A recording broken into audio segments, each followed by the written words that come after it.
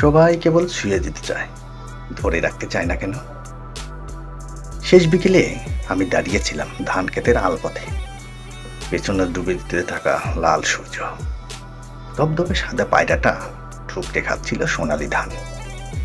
তুমি তাকিয়েছিলে আমার চোখে, হঠাৎ হাত বাড়িয়ে বললে, তোমার হাত ছুতে চাই। আমি অবাক চোখে বললাম, শুধুই ছুতে চাও নাকি ধরতে? ছুতে। ধরতে না চাইলে ছুঁয়ে না কিন্তু।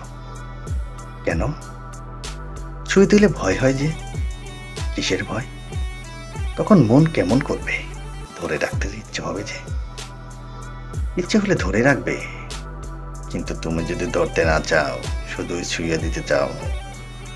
তুমি ম্লান তাকালে আলপথে নুয়ে পড়া সোনালি ধানের শীষে।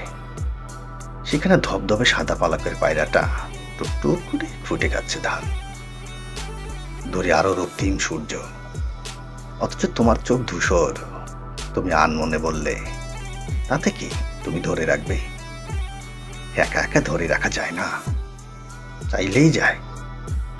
না, একা চাইলে ছুঁয়ে দেয়া যায়, কিন্তু ধরে রাখা যায় না। তাহলে ধরে রাখতে চাইলে দুটো হাতকেই পরস্পরকে আঁকড়ে ধরতে হয় শক্ত করে। তুমি হঠাৎ চুপ করে রইলে, তারপর ক্রমশ গুটিয়ে নিলে তোমার বাড়িয়ে দেওয়া হাত। আমার হাতের উল্টো পিঠের কোষগুলো যেন দীর্ঘশ্বাস পেলে নিস্তেজ হয়ে গেল। হয়তো ওরাও তোমার স্পর্শের অপেক্ষায় মুখ হয়েছিল।